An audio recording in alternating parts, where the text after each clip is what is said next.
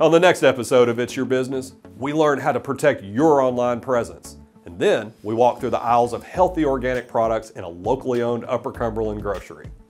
Join us right here for another incredible episode of It's Your Business.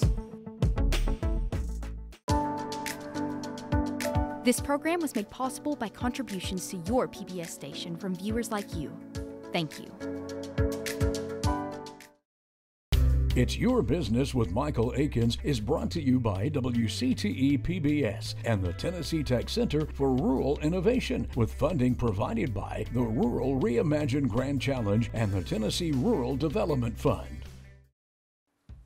When you're starting off on a new venture and you're not sure how to begin, what better way to learn than to sit down with someone who has already set out on that venture and had success? Well, that's what this show is all about. Welcome to It's Your Business. Join us as we travel around the Upper Cumberland and hear the stories of local business owners and entrepreneurs, learning from their successes and failures in order to bring you the best information possible on how you can start your own business or manage the business you already have.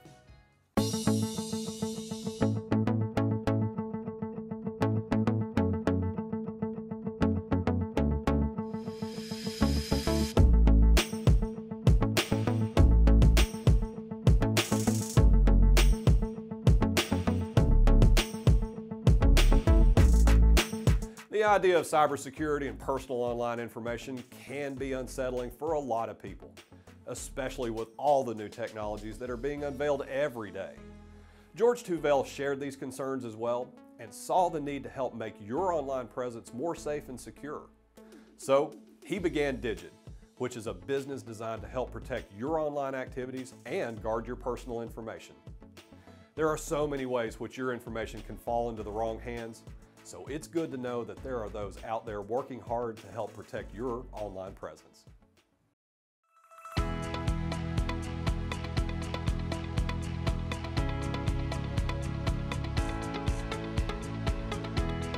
We're here in Cookeville, Tennessee, talking with George Cookeville, owner of DIGID.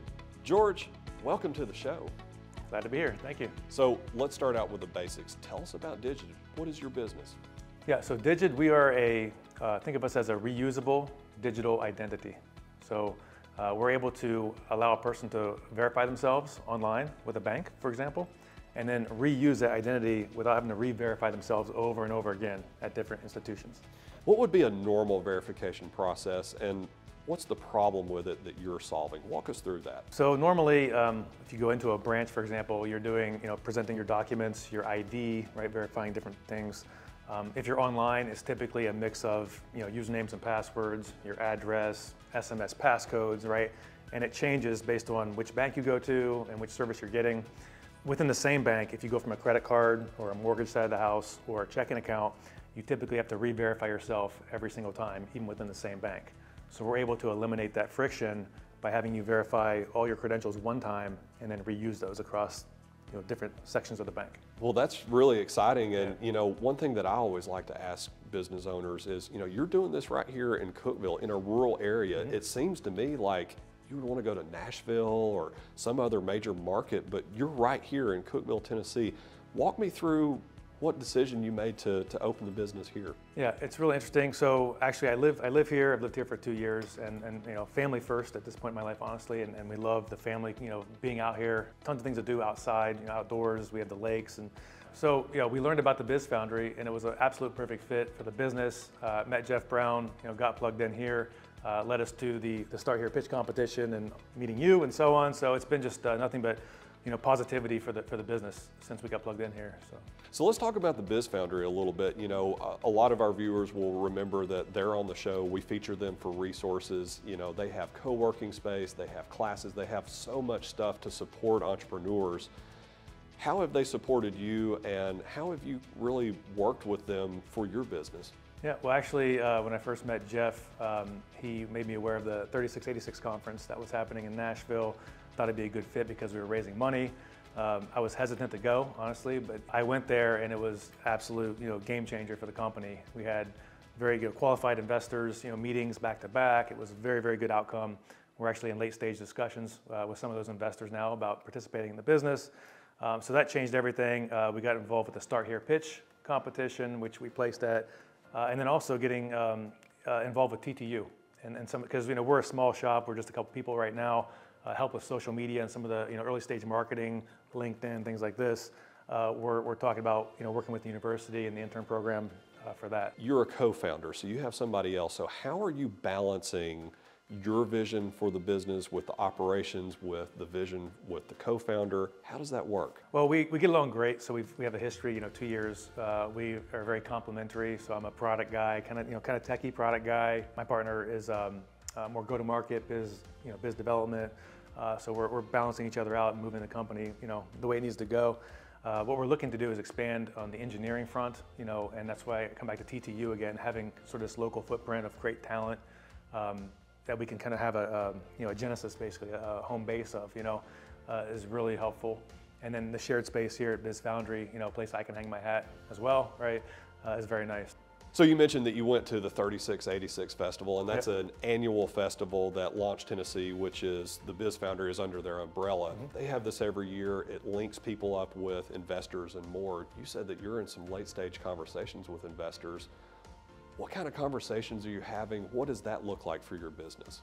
Well, we're having great conversations. It was really a good format, and it was the first time I'd been to that, that conference, and the way they had it structured, it was sort of like registering for one-on-one meetings, and you can get very specific about filtering, investors that match your stage of business. So whether you're, pre-revenue, pre-product, wherever you may be, and so you're able to really get that, quality conversation. And we had literally a full day of back-to-back conversations just like that. And so actually it was easier than walking into a conference and not having any idea who you're going to talk to, and it may not be a fit, and you may find one or two people that might be a fit for you. This was very, like I said, filtered, qualified leads, and ultimately we had a handful of them that wanted to have ongoing discussions. So what are you doing to prepare for eventually bringing an investor on? Well, so lots of prep around the pitch, obviously, making sure that it's clear and concise of what we're doing, the value we're adding, what our go-to-market strategy is. So a lot of issues in my field, my industry, is sometimes there's a good, cool technology, but you're looking for a problem to solve. And we've been fortunate that we've been able to get a first pilot customer very interested. So we've sort of validated the market, as we're moving this concept along, which has really helped with investors. Who are your customers? Who do you want to approach when you are going to market? We're in the financial space, particularly online financial institutions. So these are companies like online lenders, online banking and savings accounts, and they're typically also not your tier one, Bank of America, Chase companies. These are more like mid-tier, regional banks, regional credit unions, where they're typically outsourcing their technology platforms. They don't have their own banking software. They're using third parties. And also they have a fraud problem because a lot of their activity is online. There's got to be so much security involved. Walk me through how you're dealing with that. Yeah, that's a big one. Actually, now today with AI, right, it's so easy for a hacker to generate a fake person. I mean, and they can scale it. They can sit on one computer, generate a fake person's face who never existed, make them smile to pass a liveness test. It's amazing what they're doing now. And so to keep up with that, we're doing things like making sure it's a genuine camera when you take a picture of your license or your face, that it wasn't a screenshot, it wasn't someone who actually did a video and then uploaded that to the service, that it's a real-time camera capture. It's a real genuine camera that's being used. So there's new layers that we have to look at to thwart or block these types of attacks. So it's a constantly evolving space. Speaking to our audience, what can they do right now to keep themselves safe? Yeah, that's a big, important question. Number one is, passwords. We all use passwords, and unfortunately, we're not off of passwords yet. It's happening. It's a trend in the industry. We're moving away from them, but making sure you're not using the same password, over and over again for every service, because one of the big hacks is, a third-party service will be hacked, like a social network, and because you're using the same login credential and the same password at that service, the hacker will take it to 10 different banks and try every one of them. And if they get a hit, congratulations, they've used your password that you used over here at the bank, right? So particularly around holidays, you're looking at where hackers really ramp it up, a lot of buying online, obviously. You'll see emails or text messages saying, oh, congratulations on approving this transaction, or you bought this, here's your receipt. And you go, I didn't buy anything, and all of a sudden you're talking to someone on the other line who pretends to be an agent from that company or the bank who's really the fraudster trying to get your information. And as soon as you give it over to them, they're going to use it against you, and off they go. So, being aware of those, they're called phishing attacks, right? So those emails, text messages, even phone calls now, where hackers are posing as valid third-party merchants, financial institutions, even government agencies, to try to get you to hand over their information. Speaking a little bit more positively now, we've got all those problems, but your business is addressing that. That's got to make you feel good that you really have a social mission as well. Yeah, absolutely. That's a big thing for us. Getting rid of also just the passwords, things that we know aren't working, right, from a security perspective, and making it safer, right, to transact online. That's really what we're doing. So it's not just about the financial institution, but it's also a better user experience for the account holders. Imagine using just your biometric, right, a face, print or a fingerprint, instead of having to worry about all these, nuanced passwords or waiting for an SMS code. Those types of things. So, people that are watching the show, they may be thinking, I'd like to start a business at some point, but for whatever reason, they haven't crossed that fence yet. What is some advice that you would give to a first-time entrepreneur? I think, honestly, I would say to not be afraid. That's probably the biggest hurdle is getting, your mindset that you can do this. If you're passionate about something and you have a talent, go out and start doing. That's probably the first and foremost piece of advice I would give is roll up your sleeves and just start going in that direction. Don't keep thinking about it. So you were there not too long ago. We'll say about a year ago you started this business, and you took your own advice. You just went out and did it. Thinking where you're at right now, what do you know now that you wish you knew then? There's people out there wanting to help you. There's a network of people. And all you have to do is ask, and people will help you. And it's not all about you on your own. You feel like you're this isolated, thing, and you're just trying to make it happen. And what if this and what if that? But you talk to this person, you talk to that person, and all of a sudden you've got resources. Someone helping you build a website, someone who knows a couple investors, and and then all of a sudden things start happening. So. And that's the exact reason that we put the resources on every show that we make. Yeah. So George, last question for you. Moving forward, what are your plans? My plans moving forward, hopefully, DIGID, we want to make a huge success. We hope to be rolled out to, across the world, honestly, with financial institutions and banks, making the internet safer, right? A safer place to transact. And then also, moving into different markets. So healthcare is another major place we see, we could participate in. A lot of compliance issues and, theft issues happening there. So definitely expanding outside of just the fintech world into other markets. Well, George, this has been a great conversation. Thanks so much. Thank you. Appreciate it.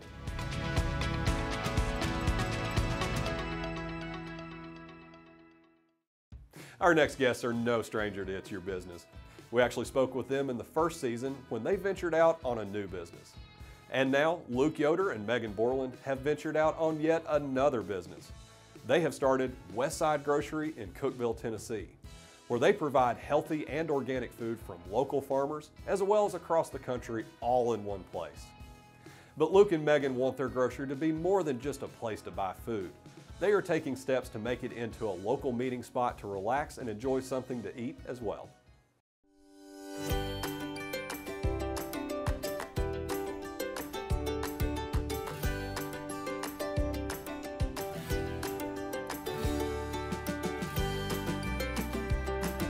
We're here in Cookeville, Tennessee, talking with Meg Borland and Luke Yoder, owners of Westside Grocery. Meg, Luke, welcome back to the show. Thank you. Thanks for having us. So in season 1, we had you all on. You all also own Meg's Bread. Mm-hmm. Now you've opened up Westside Grocery. Walk me through just a little bit about this particular business. We have a farm in Overton County called Shiloh Farm. So we grow some of the produce, we get some from other local farmers, and then we also bring in organic produce from all over the country. And then we have all kinds of different natural organic products and a bulk section where we pack up, bulk nuts, grains, spices. Very cool. Now, how did y'all get the idea to open a grocery? Well, Luke had worked at a health food co-op after college. And then we kind of got into it a little bit with the bakery of kind of carrying some olive oils and things and then produce, but it just kind of kept expanding. And it wasn't necessarily the plan, but the space opened up and then we just thought it was time to do it. We also know when we're traveling in other towns, we like to go to a natural food store that has some really good options of different products, and it seemed like there was a gap in Cookeville and that there could be a demand for a store like this. Well, speaking of demand, you know, just in the time we've been here this morning, I've seen people in and out, and it's early in the morning. So what's the reception been like in Cookeville? It's been great. I mean, we had a solid customer base from the bakery, but it's interesting that people come here and come into the grocery that didn't know about the bakery or vice versa. So it's really interesting to see just more of Cookeville coming out and knowing about it and learning about it. Now, you said you offer a lot of organic, locally grown. You all grow some of these things as well. Why is it so important to offer those types of options versus, you know, just a normal grocery store? Well, the quality of the food is so much better, for one. And then also supporting local businesses, people in the community. It's investing in Cookeville and the surrounding area. So let's think a little bit about the actual nuts and bolts of the business. So you've got employees, you've got inventory. One of the things that I'm always interested in, how do you all manage inventory? What is your all strategy? Oh, that's a good question. Yeah, we're kind of always getting better at that. And Yeah. At this point, we have at least 10 different distributors that we get from. So, you know, we're trying to maximize where we get the best deal on things. It's really a work in progress. Yeah. For the bakery has special needs of like our flours, and I kind of handle that one in there. And then Luke does a lot of the ordering for the grocery store and deals with the farmers and all of that. It takes a village of people. And managers too that Yeah. help keep us in stock of dry goods and packaging. It takes a lot of people to keep track of all of it. Absolutely, it does. So, you know, in thinking about this, you know, you're baking, you're farming, you're the manager, you're the head floor sweeper, you're everything. How are y'all making a balance between life and work? It's interesting doing this grocery store after doing the bakery, and when we opened the bakery with a pandemic. And for me, I've noticed sometimes it's just nice to know the patterns that are like we're opening it, you're in it, you kind of having to learn how to swim again. You just kind of know where you're at in the journey, and then you just have to keep going. I don't know if there is a balance necessarily, and I think the thing is that we just love what we do. And you know, we go home and we cook food, or we go home and, I mean, sometimes we go home and eat cereal, and we're not always perfect, but it's also, we like what we do, and we work with people that we like, and so it's work, but it's enjoyable. Well, I completely feel what you're saying there. You really do have to love what you do. So, you know, in thinking about when you first started, going back to the bakery, thinking about what you learned there, and now you've opened up the grocery, I'm willing to bet a lot of things have kind of transferred over, but there's also a lot of different things as well. Walk me through what that's like. Well, I've learned, hopefully, that to learn in real time. Like, it's not easy to be vulnerable, to like sometimes not know what you're doing, but to try to get a little bit more confident in that. And when you have a group of people that you can do that with, that's very helpful. So with the bakery, I kind of just started alone. Now that there's a whole community of people, but also with this, Luke's in town a lot more. With, you know, bakery, we kind of called Luke the oracle, who would like do a lot of research or things with it, but he was always at the farm. So now Luke's in town. So I think we've learned our strengths and our weaknesses and how we can divide tasks. And so it's been very helpful that way. And so y'all literally have figured this out as you go along the way. Now, what I learned on season 1, y'all don't really have business backgrounds, but here you are, 2-time business owners. Yeah. I mean, it's really just, it's kind of been an evolution. You know, Megan was an art student. I studied sociology and Spanish. I just wanted to travel. Somehow got hooked on farming, and have been interested in food ever since then. And it's kind of the thing that really brings everything together for us. And it's also a lot about just how we want to relate to our community. And food has just been this perfect avenue for that, and it kind of a great equalizer too, because, you know, anybody that bites into a really good croissant, it's like, it's just a good thing, and it's hard to argue with. And I think that's been a driving force for all of it, really. Well, you know, if you think about it too, you got sociology, art. I'm sure a lot of that plays right into the business. I mean, you know, when I come into the bakery, I marvel at how beautiful the things are. And, you know, you also think about, you know, employees and customers. There's a sociological aspect to it. Would you all agree with that? Oh yeah, totally. Yeah, definitely. it's fun with the grocery just to see how people shop and what people want. And we have a suggestion clipboard, and tell people, if you don't see what you want, yeah, write it down and we'll try and get it in if we can. And there's been some products like that I wouldn't have thought to stock on the shelf, but once it's there, they're just buying them up like crazy. And we've gotten to learn about so many new products, things I didn't even know existed, just through listening to our customers and then seeing how, maybe people go crazy for that one thing and then diversify and find 3 or 4 options that are like that and just see how that does.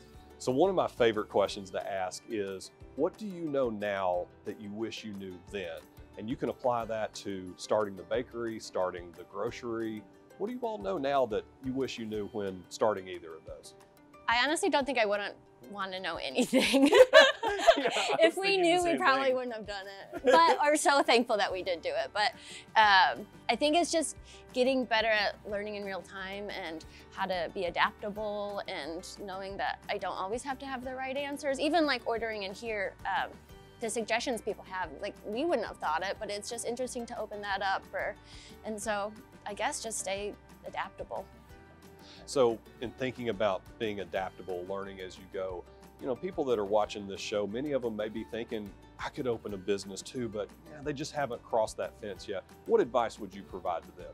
Oh, just do it. Just jump in the deep end and learn how to swim. I mean, you made a good point that you have to like what you do.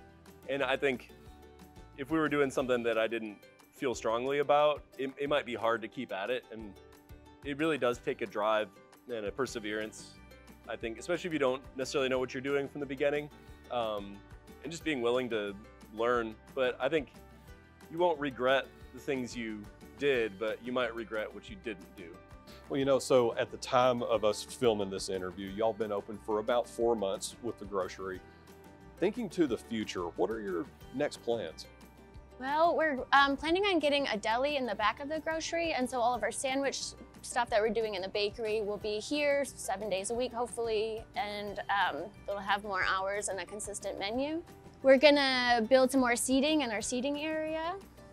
It's a good place to hang out right now, but we just want to keep making it a really enjoyable place to sit down, eat a sandwich, a pastry. Well, Meg, Luke, thank you so much for coming back on the show. We really appreciate talking to you. Oh my gosh, thanks for having us back. Thanks for having us.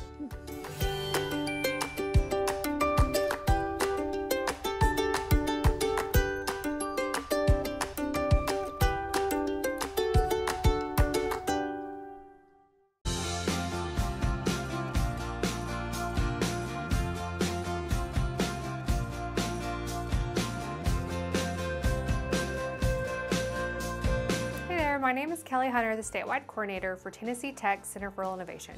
Are you a business owner that is overwhelmed by the requirements you need to apply for grants, or are you struggling to showcase your value to your community? Whether you're a business owner, a nonprofit organization, or a public institution, understanding your economic impact is crucial to long-term success or gaining potential funding. An economic impact analysis can provide the data to support your claims for continued and future success. Tennessee Tech Center for Innovation is here to help you create an economic impact analysis and report.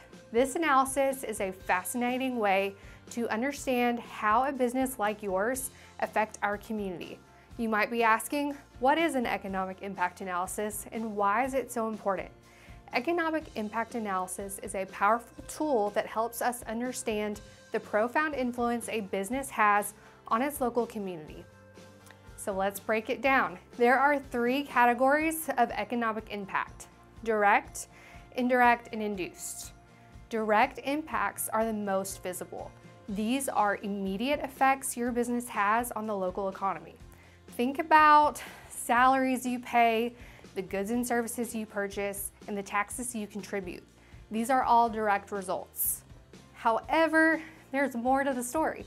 Indirect impacts come into play, which are the ripple effect. As your business interacts with other local businesses, for example, when you purchase supplies, the supplier's business grows and they hire more employees. That's indirect impact. And finally, there are induced impacts. These represent the changes in consumer spending when your employees and the employees of businesses you support spend their earnings within the community. let's talk about why do you need to conduct an economic impact analysis? Well, it starts with data. You'll need information on your revenue, expenses, payroll, and other financial details. But here's the good news. If you're missing some data, don't worry, because our team can help fill in those gaps for you. We can help estimate the missing information and tailor the analysis to your specific industry to provide a precise assessment of your economic impact. Understanding economic impact analysis is essential for measuring the effects your business has on your local community. Direct, indirect, and induced impacts are all a part of the story, and the data you need can be gathered and estimated with the help of experts like Tennessee Tech Center for Rural Innovation. To get started on your economic impact analysis today, contact Tennessee Tech Center for Rural Innovation.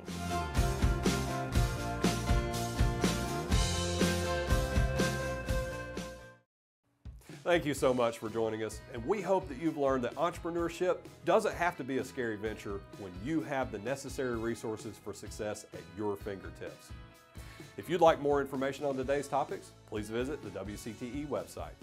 And to learn more about free small business resources and expert assistance, visit the Business Resource Collective website. Until next time, I'm Michael Aikens.